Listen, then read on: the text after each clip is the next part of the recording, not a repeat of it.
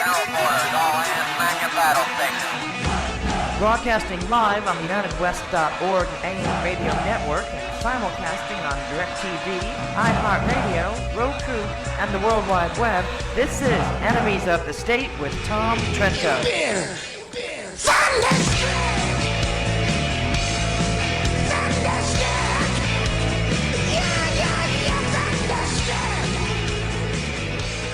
All right, it's Jump'in Jumm'ah Freaky Friday. No, we forgot that stuff. No, we haven't. We always do the intro first, Tom. We have Jump'in Jumm'ah Freaky.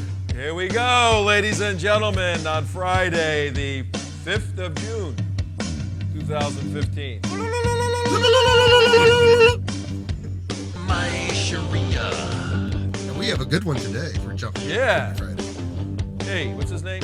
My Sharia. Never gonna stop. No, Give it Saleem. up. Killing infidels, always got it planned. Underhand. This guy's going to jail. Going to jail.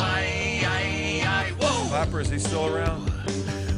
Clap us around. That guy's in jail for a long time. Yeah, this is only 3 years ago, and the Sharia is rocking and rolling in the Yeah, United yeah, States. yeah. All right, what a show we have for you today, ladies and gentlemen. We have Mark back in the studio. Yeah. Mark. And where's Damon? What happened to Damon? I am here. Damon's right here. There Whoa, he is. Hey, we're two all guys waving. there. Oh, there you go. See? All We right. have multiple screens today. There we All go. right. Let's see how the show goes. Okay, Damon did a great job. We missed you, Mark, but Yeah. good to have you back. And how does he get a vacation and we don't? How does that work? Well, maybe the first one I've taken in okay. 6, 7, 8 years. Because Mark pays to be here, Oh, so Here's when what we he have wants today. to leave, he leaves. Here's what we have on today's show. I don't And, know. I don't know who they have on today's show. Here's what we have. I'm reading. Oh, you are? Oh, okay. Did Pamela Geller almost lose her head over Islam?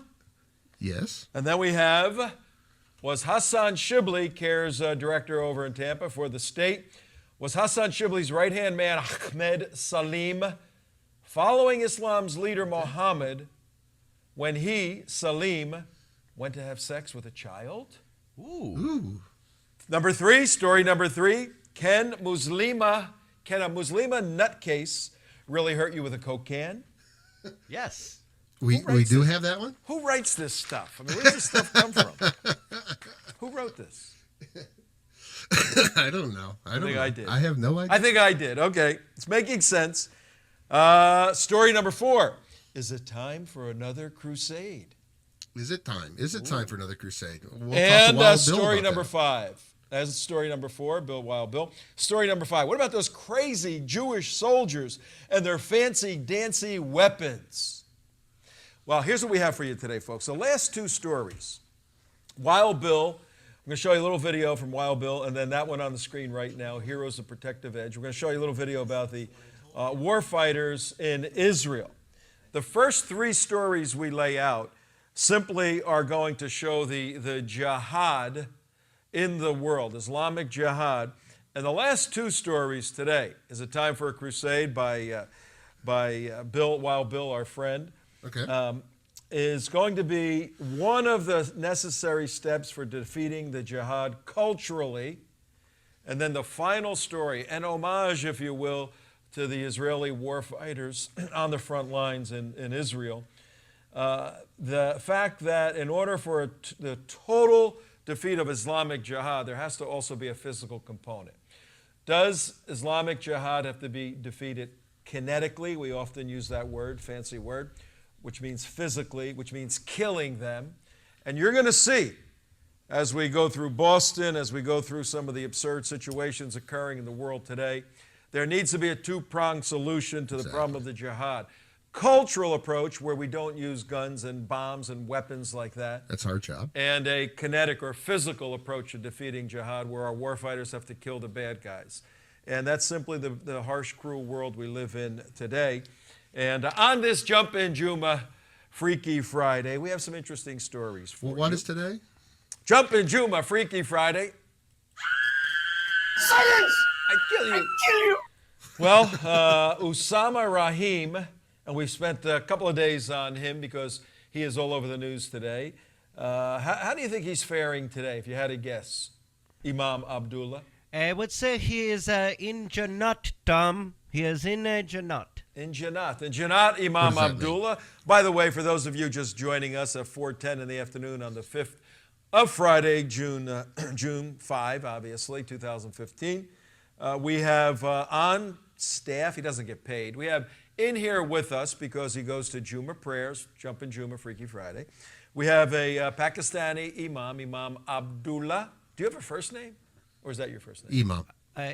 Actually, Tom, my first name is Imam. I am not really an Imam. That is my first name. Oh, like MD Rabbi Elam? Who... Yes, I'm joking, Tom. Yes, my name is Imam Abdullah. Yes. And my last name is I Fool You, You Fool. Oh, I fool you. Okay. Okay. Yes, Imam Abdullah, I Fool You, You Fool. Because we deal with the United States Constitution, because we deal with President Obama and his failures on national security and geopolitics, because we deal with the issues of Israel, because we deal with Iran, and all this stuff happens to have some sort of interface with Islam, we thought it would be very important to have an Islamic scholar. You graduated from Al-Hubi-Jubi University, was it? Al-Azhar University in Egypt, yes. Al-Hazar. Oh, you went to the big one. Yes, Yeah, yes, the yes. big one, yeah. So whenever we have serious questions of Islamic doctrine, we turn to Imam Abdullah. And Usama Rahim is the 26-year-old jihadi in Boston right there with the New York. Now that New York, that's New York not, guy. is that a Yankee? It's not a Yankee. Yeah. It does not appear to be, it just says new NY. It does not appear to be the same logo as No, it wasn't the the same baseball team. logo. Yeah, It looks kind of like the Louis Vuitton a little bit. He's 26-year-old jihadi, and a couple of days ago, he decided that it was time to go kinetic, go physical. Right. Now, we're not talking about Pakistan, Afghanistan, Astanistan, or Stanstanistan. Talking about Boston, Massachusetts. Bostanistan. Bostanistan. Boston-stan. Ilya and Charles, your city up there is becoming Islamically identified. Boston-stan. Bostanistan. Bostanistan. Bostanistan sound better. In Bostanistan, again, another didn't we start this week out with a jihadi being killed in Bostanistan? Yes. Very much a shame. That jihadi, if I'm not mistaken, his name was Abu Samra. He was from Boston, from the Stoughton area, where Rabbi John Hausman's synagogue is, of a Torath. You're going to be there next week. Tell us about that real quickly. Yes, I will be going. I don't think Imam Abdullah is going to be there. Oh, I cannot go. I wanted to go No, you have pay to my stay. respects. But would you? I'm let going. Damon, would you You're let- staying. Yes. Damon is going. All right. I am going up to at Rabbi Jonathan Hausman's congregation. He is having the legendary Admiral Ace Lyons speak, as well as the esteemed CIA officer Claire Lopez will Yay, be Claire speaking, and Lyons. and the Godfather himself, Frank Gaffney Capo of di the Center Capo. for Security Policy. Capo de Capo up there. Yes, the And big so- man. And this is the area up in Boston that you're talking about, which has all these things, all these Those people. are the ones. Those are the ones right there with Abdul Rahman Alamoudi, the founder of it all. And Hey, keep Mark, going. how come we're not going? I mean, 2 dead Boston jihadis in 1 week, and we're not going to be up there? How does that work? We have work to do. The first one on Monday, Abu Samra, he was born in France, grew up in Syria, then came to the United States. His father's a successful endocrinologist who has taken off now, supposedly in Syria. Abu Samra did... Qatar. That's right, he went to Qatar. Abu Samra went to Syria, took his skills in computer sciences and in editing, and became the social media director for the Islamic State, producing those very high-profile and highly polished... Which was a block and a half away from John Hausman's mosque. I mean, literally around the corner. And somewhere in our vast video files, we have us doing a couple of pieces from there. We may have to send Alan and Damon on assignment in Boston, but clearly, if you can make it to Rabbi John Hausman's synagogue, Tuesday the 9th, I believe it's Tuesday the 9th, 7 o'clock of June. Contact us, Tom at the United West, for more details. Gaffney, Ace Lyons, Claire are going to be talking about, obviously, the jihad in Bostanistan. I like that. Trademark that name, man, Bostanistan. And these things aren't independent. These things aren't vaporous, floating around in some sort of nebulous sky somewhere, not having an interrelationship to the cells, the jihadi cells that are all over the United States. And now this very unique cyber connection, this very unique digital bridge, a digital bridge between the jihad being implemented and initiated and insinuated here in the United States, and the jihad occurring in Raqqa, in Damascus, in Libya, anywhere the Islamic State is operating. Very important. And as we gear down 521 days until the election, November 8th, 2016, remember, everybody, one of the solutions to the cultural jihad here in the United States and the warfighting capability, and yesterday we had Billy Vaughn on, and our special operators are going to need relaxed and unchained rules of engagement to defeat these guys and smash their heads, because we're going to have to use special operators in very unique ways to defeat and kill the leaders of these organizations, chopping their heads off. But our task here, not in 2 minutes or 3 minutes, but every hour, every week, no commercials, every day for a week. Our job here is to show you the connection between this demonic onslaught coming out of the Middle East into America. And the way we're going to end our show today is to give you a little piece Wild Bill did on maybe it's time for a crusade. And if that scares you, stay tuned. And then we're going to go to Israel to show you how these guys are fighting it properly on the ground. That's where we're going. But what's this deal about our friend Pamela Geller almost getting targeted to be beheaded? What's the deal with that? Well, she's supposed to be. She was targeted to be beheaded by this guy on the right during her free speech, where we were. I mean, not only this guy she wasn't targeted by this guy down in Garland. She was targeted by this guy in Boston. Yeah, but one of his original things was he said on a wiretap that the FBI got that he was going to go down there and originally go down and kill Pamela. In New York, yeah. He was headed to New York to kill her. And apparently he felt that it was too difficult. It's too difficult. And, we should have Pamela on next week. We'll get her on next week. It was too difficult to go kill her in New York. Right. What do you make out of that? I guess he had. I thought she has an army of security around her right now. Yeah, that's probably one of the reasons why it was difficult. She's got a lot of security, and the cops he felt were easier targets. What's the thinking behind that? Well, yeah, all you have to do is walk up behind a cop and whack him in the head or stab him or whatever you want to do. I mean, cops sitting in a car, drinking coffee, whatever, and boom. What an ironic situation. Well, like that happened earlier during a year where the one guy came up and killed New York, two cops. Yeah. What an ironic situation. You got a citizen, Pamela Geller, who's an activist on free speech issues, and she now is more protected from a jihadi's point of view because of her personal security than a police officer. They used to be called peace officers. Remember those days? A police officer who swears That's until they started killing all the black people. Malcolm Z, you're in the audience. Yeah. Abdullah done invited me. That's been happening a lot lately, by the way. We have, Mark, you weren't here, but we talked about the new movement by the Sunni Muslim leadership, Muslim Brothers, to use Sunni Islam to organize disenfranchised and disaffected and black kids in despair who are shooting each other. Well, that's been happening for a organize them into a fighting force, essentially. Well, that went all the way back to Abdul Rahman al-Amoudi when he was put in charge of the prison system to implement Islam, who is also the same Abdul Rahman al-Amoudi who founded the Boston Mosque. Wow, is there a connection there, Tom? All this stuff fits together on this Jump'in Jumm'ah Freaky Friday. Our big idea, folks, is that you have to, two big ideas today. You've got to defeat Islamic jihad culturally because our culture is better than anything having to do with Islam. And you got to defeat Islamic jihad physically. You've got to stop them by force or they will continue unabated. And we're going to show you a little bit of that at the end of the show. But let's now segue from Bostanistan to Tampistan and Orlando stand, where we're getting a lot of jihad activity in this great state of Florida. Something very close to home, a dear friend of ours, he used to be my friend, I counted him as a friend. How could I count a leader of CAIR in the state of Florida as a friend? I did. You know, he's a human being. He disputes that.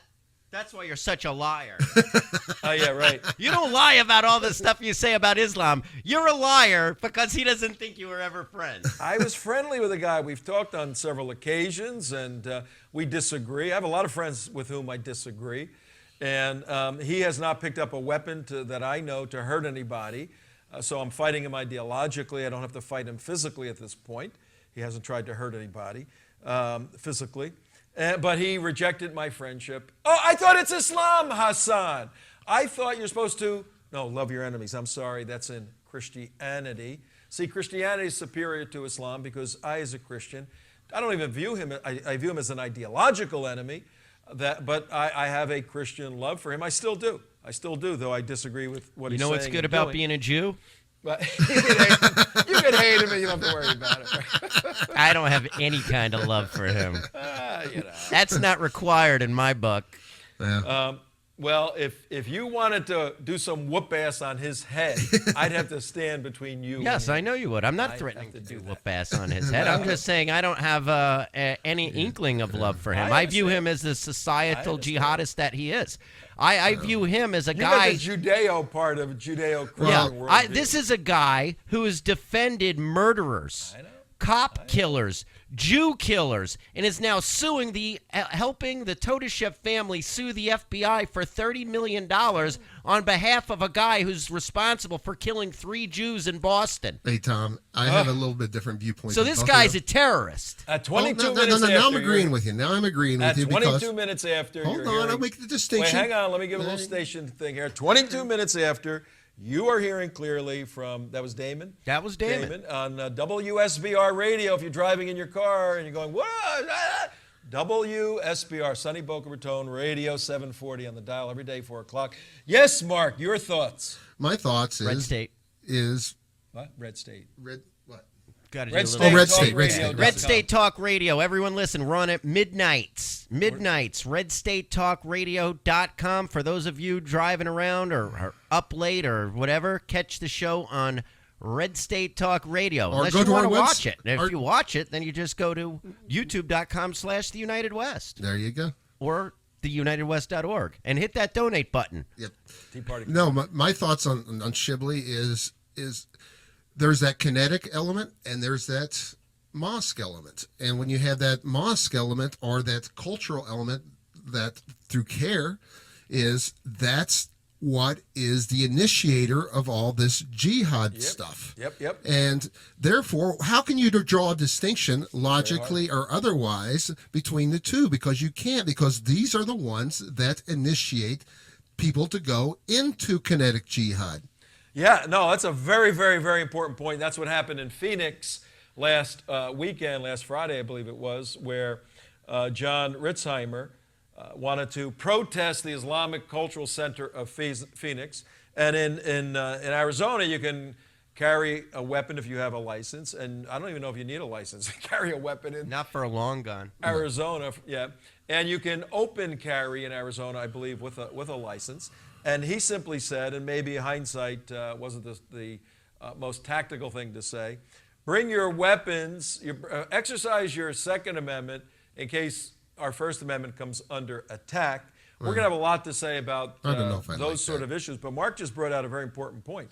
You got the CAIR people, Council on American Islamic Relations, like Hassan Shibli and Nihad Awad and Hassam Alouche, all these guys in their fancy-dancy suits, their expensive suits, except Hassan the Boy Shibli. I think that's what we should call him. Hassan the Boy Shibli in his cheap suit. You got all these other guys that stay above the riffraff, but manipulate the riffraff with their words, and the riffraff, who become very devout Muslims, then go buy knives from Amazon and try to behead Pamela Geller, or want to anyway. It's very difficult to draw the line between what they say and do. Now, the line is not difficult according to First Amendment speech under the United States Constitution, as long as they don't incite immediately to any sort of physical danger. So that's the line that we live by, and they're allowed to have the same line. And here's the connection point, and we've tried to expose this in 10 seconds here. I'll make the connection. We are Hamas. We are terrorists. Right there, downtown Miami, sponsored by CAIR, sponsored by all the Students for Justice in Palestine, ICNA, the Islamic Circle North America. All these people are claiming to be Hamas. We Hamas. And you play the video, it says, we are Hamas. We are what? Jihad. I mean, how clear, much clearer can you be, folks? That's just a fun little event where some people just hung out on a June 20th. That's July 20th. Yeah. Oh, was it July 20th? July 20th. That was almost a year. Wow. Nothing happened there, Damon. No, nothing at all. Nothing at all. Except Damon got attacked. No. This By is a bunch of. I was only outnumbered about 50-1 by a bunch of brave Palestinians. This is a very, very important point, and we'll make the point and then move into Ahmed Salem. Ahmed Salem, Hassan Shibley's right-hand man. Hassan hired him not too long ago and said, this is the perfect guy to run my Orlando CAIR operation because of his great work he's done with various Muslim groups, the Muslim Student Association, with Muslim children, and he is the epitome of what it means to implement Islam through dawah, through evangelism in the United States of America. In Orlando. That's him right there. He is the head of, is or was? He just got scrubbed, man. He just got taken off the list. That dude got taken off the list? Yes, he did. CAIR bounced him? Yeah, CAIR bounced him. Yeah. CAIR Florida already scrubbed bio of official arrested for child prostitution. Now, also understanding, he is also the head of the MSA and UCF. When he was at UCF, he was the president of Muslim with Student Association. Association at University of Central Florida. It's a big school. Yeah, no, it's actually the University of Central Florida is the second largest school in the nation. Get out of here. No, it is. It is. Because it's a commuter school. No, it has 60 or 70,000 students. Yeah, it's big. That is nothing compared to Al-Azhar. No, with a million students, I know. Now, this is a very significant, and this is the point that we make all the time, that MSA, the Muslim Students Association, gets started in the local colleges, and then they branch out and start forming these young little minds of jihad. And now here's what we're doing with Ahmed Salem, right. Saleem. We think could be a very significant story here, and we don't want to jump the shark, as they say. So we are launching our investigation into this gentleman. If you can put his picture and that stuff up there. Yeah, there he is. CAIR leader Ahmed Salem arrested a major sex trafficking ring, bust sex with children as young as 10. Yeah. Because this just broke yesterday, I believe, and he's part of it. We hear you're innocent until proven guilty. We want to see the complaint. We want to take a look at all of this. You're innocent. He got on videotape asking 12-year-old girl for sex. I haven't seen the videotape, and we want to take a look at it. You don't believe. But look, I mean, we could put up 20 Christians, 20 Jews, 20 everybody's that have been through the same sort of thing. Human nature is human nature. But what we want to do. But he was head of the school that he had a child outreach school. Yeah, that happens with Christian organizations, Jewish organizations. We want to, but where we're going with this, once we get all the facts, the police report, we're going to take a look at his lifestyle, what he did, and we're going to compare it to Islamic doctrine. Because we maintain, based upon Islamic doctrine, that sex with minors, I mean, minors is a Western concept, a Western construct. Sex with young children, sex with homosexual sex in Islam is condoned, is allowed under certain conditions. We want to develop the doctrine, the sexual doctrine of Islam, and see if indeed Ahmed Salem was at least part and parcel following this sort of doctrine as he got engaged in this what is illegal activity. So you're saying that is exactly why there should not be criminal charges pressed against this man. He is following the laws of Allah, and you are prosecuting him on your crappy man-made laws. I think Abu Bakr al-Baghdadi, the head of the Islamic State. By the way, today, June 5, actually yesterday, June 4, Thursday, a Sunni tribe, several Sunni tribes in northern Iraq pledged allegiance to Abu Bakr al-Baghdadi. That would be comparable, folks, to the Democrat Party pledging allegiance to Abu Bakr al-Baghdadi. A significant part of a country has now said, we're with you, thereby distinguishing and extinguishing both the lines of geography in Iraq. This is huge force multiplier for the Islamic State. But Abu Bakr al-Baghdadi recently said that the warfighting soldiers can take what? Young children, is it? For sexual mates because Yes. they're out in the field? Absolutely. And they can have the homosexual sex. They could have the homosexual stuff. Well, and if you These think things are unheard of in Judaism and Christianity. And when a Jew or a Christian participates in behavior and activity that Ahmed Salem participated in, it's antithetical, completely opposite his doctrinal beliefs. He's going against his beliefs. We want to find out if Ahmed Salem, the head of CAIR in Orlando, right-hand man to Hassan Shibli, is acting in accordance with Islamic doctrine. That's where we're going with this. now, also, and you have to look at this from a psychological angle too. I mean, the whole premise of Islam is you must keep your women pure, so they have no outlet for women, they have no outlet for sex, so they have to turn to homosexuality and to pedophilia. I mean, it's, you know, Please it's do not basi- call pedophilia. It is pedophilia. Maybe on your laws, but not in Allah's. Well, again, look, Jump'in Jumm'ah Freaky Friday, folks, at 32 minutes after the hour. Tom Trento, your host. Enemies of the State, name of the show. We're talking about some enemies here, and we're somewhat sarcastically, but very seriously, navigating through the bizarre doctrine of sex in Islam. It is completely bizarre. It's when we talk about this, I guarantee you, people listening to this who aren't with us on this issue are saying, oh, Islamophobia, listen to those haters, all of that, when we're simply going to articulate the doctrine in the Quran, in the reliance, in the Sunnah, in the Hadith. I mean, go back, all the way back to Aisha. You go all the way back to Aisha. Aisha was a wife of Muhammad, fact, historical fact.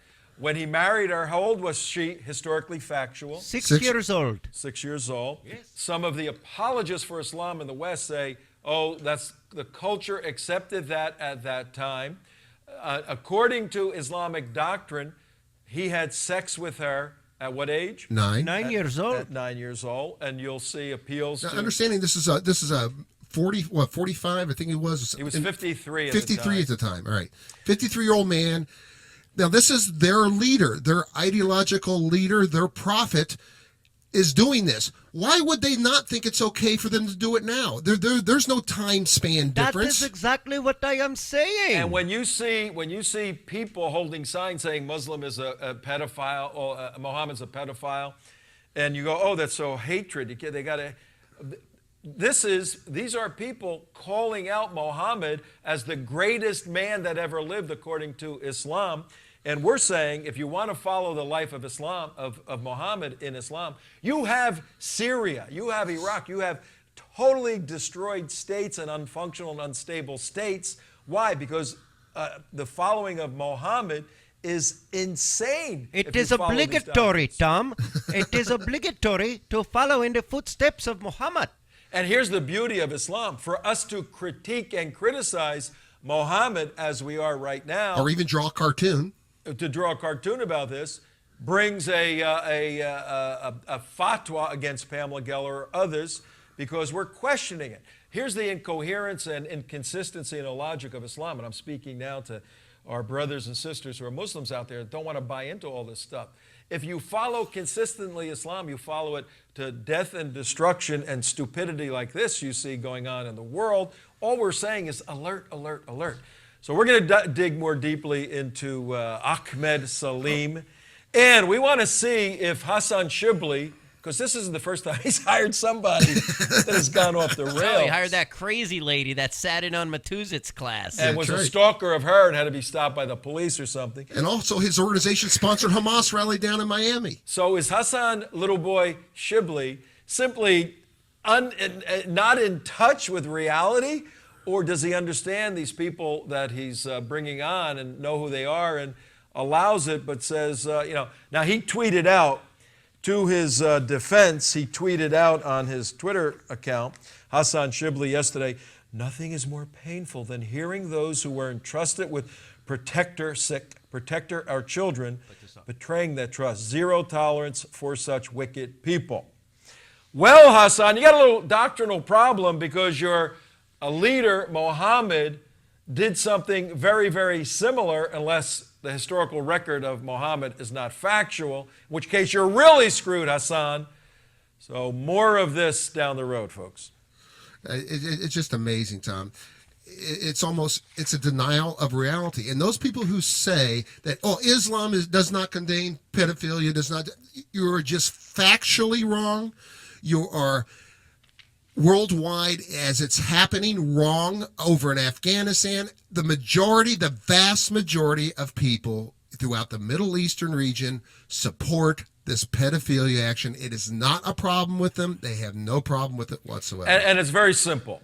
If pedophilia, and that's a Western term, right? Pedophilia, philios is a Greek term for love, and pedia is a Greek term for children, love of children. In a sexual sense, there's four Greek terms. I studied Greek, and I know this a little bit.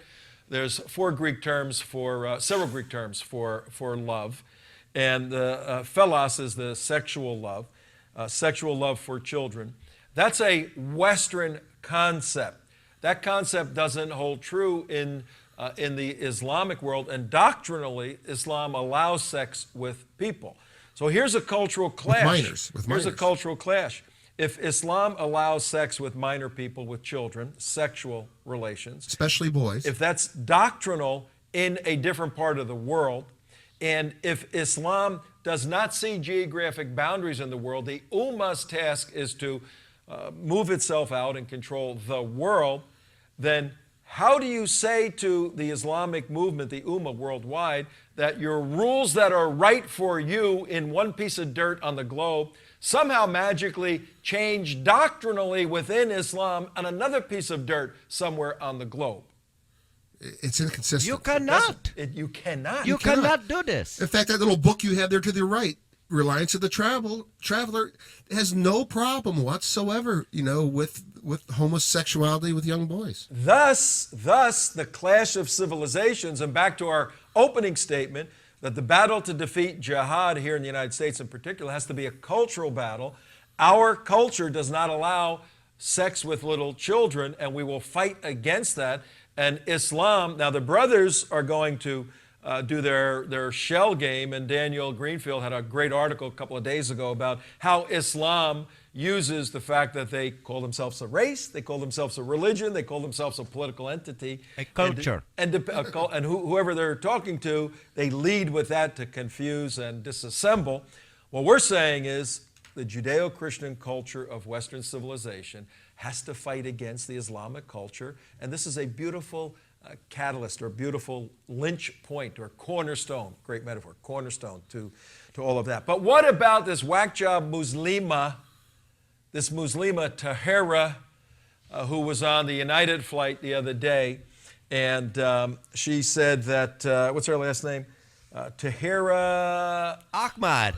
Come on. The other guy's first name is Ahmad. Hey, well,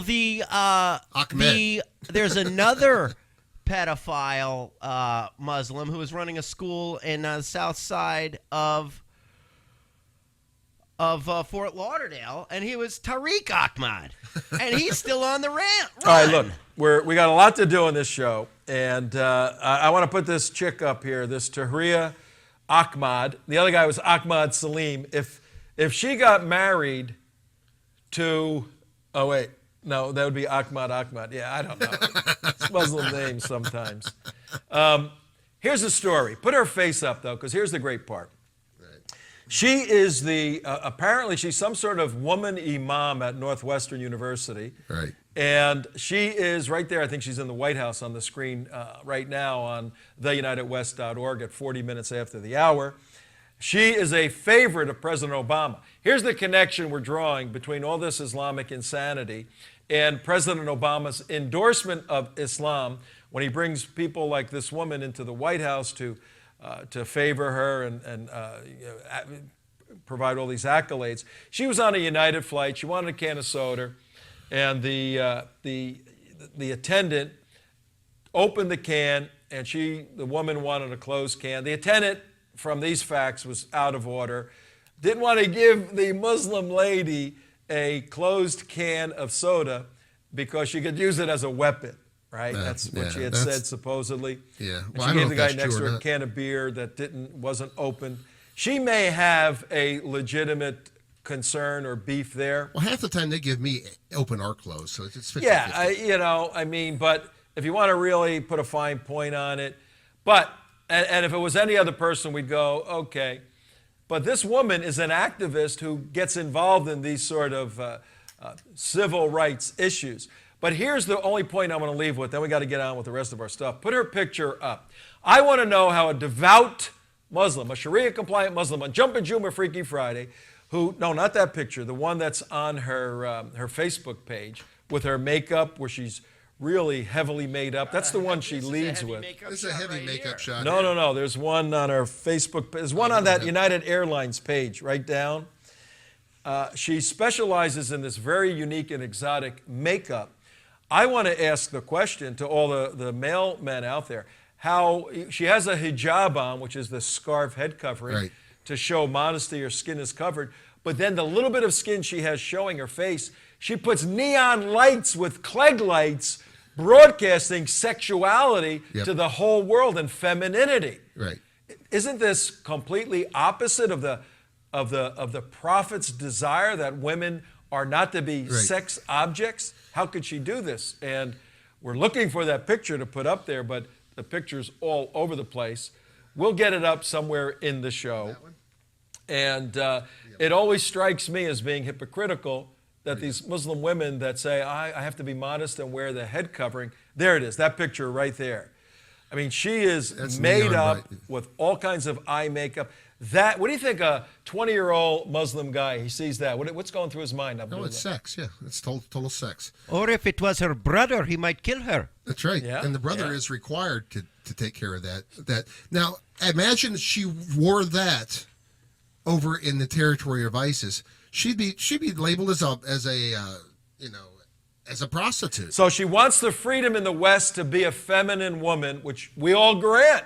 Right. But then she wants the Sharia-compliant activity of other people around her at her school and everywhere else. We're going to get more into her. I'm going to try to get her on the phone next week. She's been a little busy with media this week, but we'll try to get her on the phone. She has been busy with her brotherhood friends trying to sue United Airlines. Up to this point in the show, folks, 43 minutes after the hour, another big idea we have, other than you got to defeat the jihad culturally and you have to defeat the jihad physically, I'm going to show you 2 videos to underscore that. We want to make the point that Islamophobia works. All of us who have been fighting this jihad issue as counter-jihadists, we've been classified as Islamophobes. We want to make the point that Islam is on the run in the United States of America. They're in a defensive position, and that has resulted in some of them wanting to go physical, which will completely destabilize Islam in America. Islamophobia works. To hold Islam accountable to its own doctrine, which is Islamophobia in the eyes of Muslims, is working. So keep up the Islamophobia. Every person serious about holding Islam accountable to its own doctrine. And in the converse, hold me accountable to my Christian doctrine and hold Jewish people accountable to their Jewish doctrine. We're equal opportunity holder accounters too. Now, we want to go to Wild Bill, who, looking at all of this stuff, made a little 2-minute video that introduces a very controversial topic. Let's go to him as soon as we are ready. Wild Bill, our dear friend, check this out.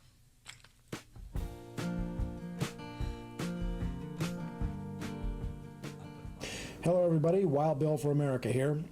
Not too long ago, militant Islamists tried to assassinate 3 friends of mine, Tom Trento, Alan Kornman, and Pamela Geller. I'm not one of And his now friends. it's personal. And now I'm wearing the shield of the Crusader. Islam has been showing its ugly face in blood-soaked attacks all over the world, and they are determined to bring their bloodshed to the USA. This is the same thing that Islam did 1,200 years ago when they turned their bloodlust on Europe. And after hundreds of years of Islamic violence, the knights in shining armor finally rose up and fought back, and they stopped the Muslims from overrunning Europe. The code of chivalry was alive and well. Duty to God, courage, honor, truthfulness at all times, respect for women and the poor, never violate your oath. Read the writings of the Crusaders and you will see that they were honorable men who gave up everything to defend their country and church. The world needs men like that today. There's only one thing that can stop the most bloodthirsty false religion on earth, and that is the one true God, Lord over all the earth, and his name is not Allah. From this day on, I will wear the Crusader shield with the cross of Christ because I believe in what it stands for. Duty, honor, and reverence to the one true God, and duty to protect and defend the innocent and the weak. If you're a Christian, there should be no doubt where you stand. Ephesians 5:11 tells us to have nothing to do with the fruitless deeds of darkness, rather even expose them. Christians in America should be speaking out loud and clear against the rise of anti-God religions coming to destroy nations and cultures, and speaking out loud and clear against ungodly lifestyles that celebrate perversion and lead only to death and eternal destruction. Now, years ago, there was a saying, if you were accused of being a Christian, would there be enough evidence to convict you? Choose your side and then get into the fray. Invest your life in a way that will make a difference both now and in eternity. This is Wild Bill for America. Thank you for watching, and America bless God again. Are you calling for a crusade, Tom? That's Wild Bill, our friend. Is he calling for a crusade? Very good question. Why don't we have him on the show? We'll just bring him on next week.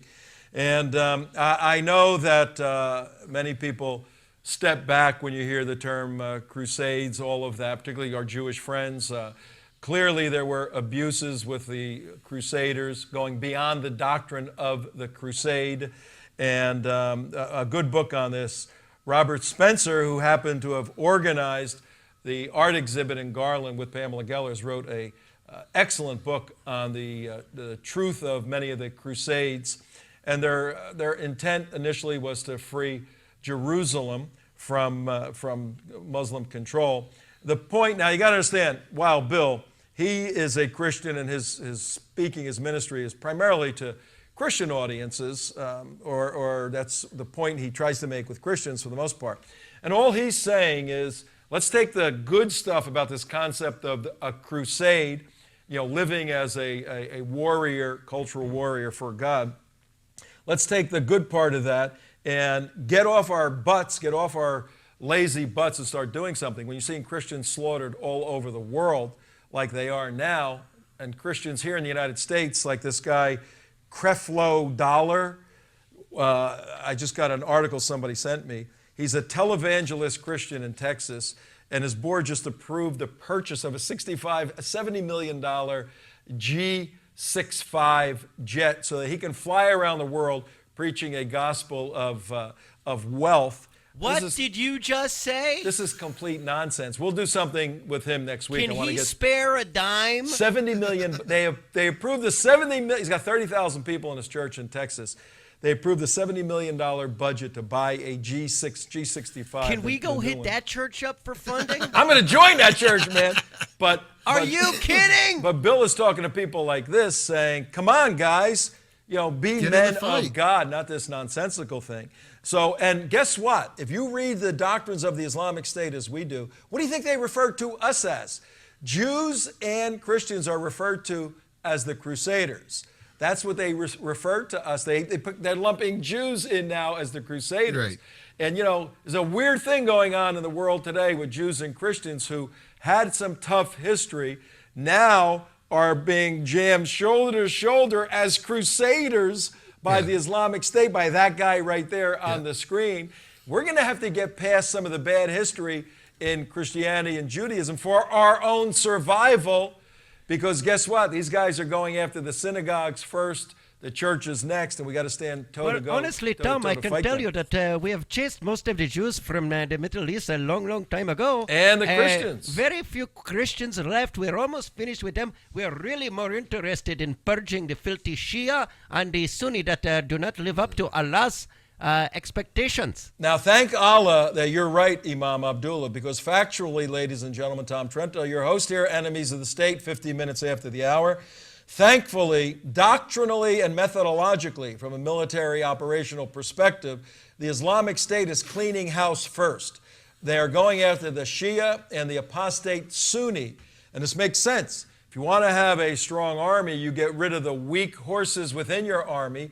So they're going after the hated apostate Shia, which is Iran and Hezbollah and all of them, killing them. And they're killing the Muslim Sunnis that don't step up to the plate. That's going to take a year or two. So now that isn't to say there aren't going to be attacks on Jews and Christians in the year or two, but their focus is going to be cleaning house. Then they're going to start marching. We need now to form an army of cultural warriors. And what has to happen on the physical or kinetic side is what we're going to show you right now. This one tiny country is fighting the battle. The United States must stand with her. We want to show you a very unique video of some of the young kids, guys and gals, that are on the front lines, the eastern front of Western civilization, on the physical jihad. Check this out.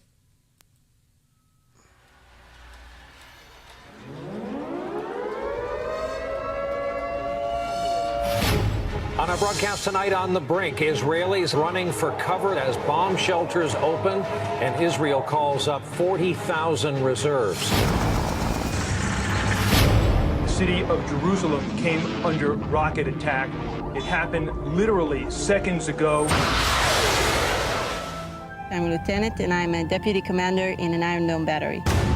I'm a major in engineering core unit. I command a special operation to find and blow up terrorist tunnels. I am reserve paramedic in the special unit of the Nahal Brigade. As a commander in the IDF, for me it's a privilege to protect my home, to protect my land, to protect the whole Jewish nation. During Operation Protective Edge, I was the commander of the rescue company responsible to evacuate the wounded and the casualties during the war. I'm 20 years old. My base is here near Gaza Strip. A short time ago, Israeli officials reported an attempt by militants to invade southern Israel by sea. At the first day of Protective Edge, two scuba divers, the commander of the Hamas, came through the water and started to run towards our base. When something like that happened, you don't have time to think. Me and another officers ran to the fighting zone, and we started exchange of fire. Actually, we killed them.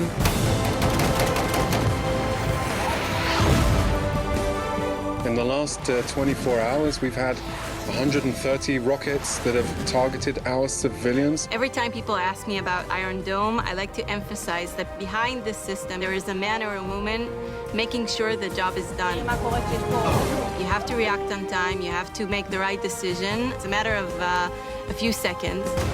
When you see a target on the screen, you can also see where it's potentially going to fall. So you know that each rocket that you're intercepting could hit a house, a family, children.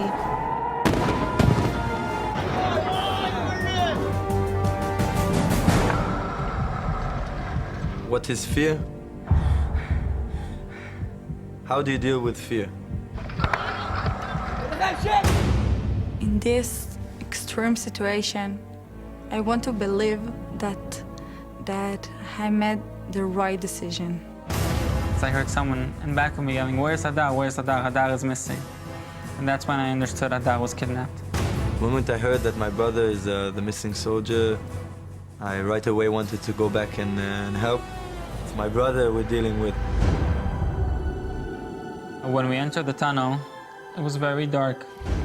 We barely saw anything except for a trail of blood, so I knew exactly where I need to go. I told Lieutenant Shaked, wait here for 5 minutes.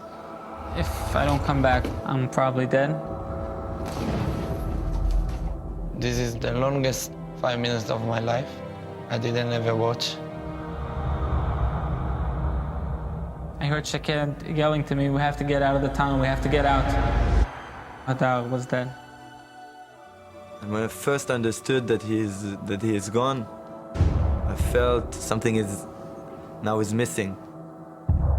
These tunnels were extremely dangerous, and we have to stop it. And the Hamas terrorists blow a huge ID under the specific place that Ori stand inside the tunnel.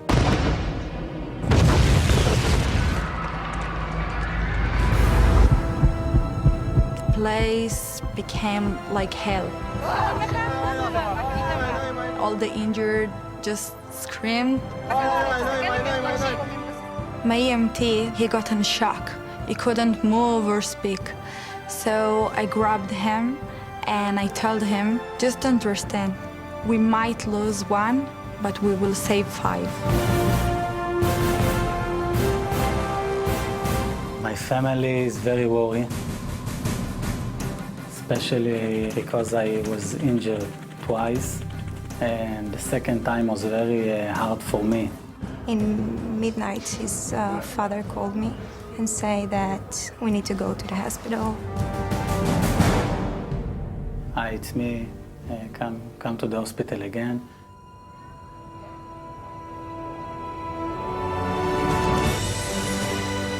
When you see officers like Ori coming back, this is courage.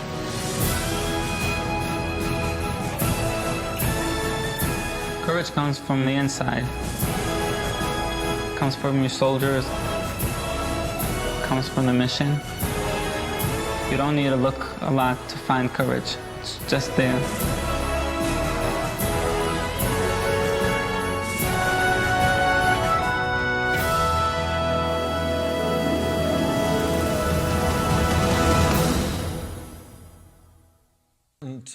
It's very, very important, folks, to understand that the attack that we experienced on May 3rd in Garland, Texas, at the convention center, Pamela Geller, Robert Spencer, Geert, our 5 guys from the United West, that attack, the attack a couple of days ago in Boston, the attempted beheading, planned beheading of Pamela, cops and the FBI shooting Osama Rahim, the Sarnov brothers in Boston, the various jihad activities all over the United States are all interrelated and have a nexus in that country of Israel that we just featured there with these brave soldiers. And we've said this many, many times. If the 7 million brave Israelis weren't over there in the middle of 330 million enemies holding down the front, the eastern front of Western civilization, the cost to Western countries and the United States would be 50 times fold in money and manpower to hold back Islamic jihad from the Middle East. And this is the picture that we have right now. You guys just saw this, I think maybe for the first time, that little piece on the warfighters, the protective edge. What are your quick thoughts? Oh, they're just amazing young people. And people here in the States don't understand that. I'm sure a lot know, but I don't think people understand that when these kids graduate high school, it's straight to the Army. Even Israel is a highly educated populace, but even the smartest of the smart, they go to the Army first.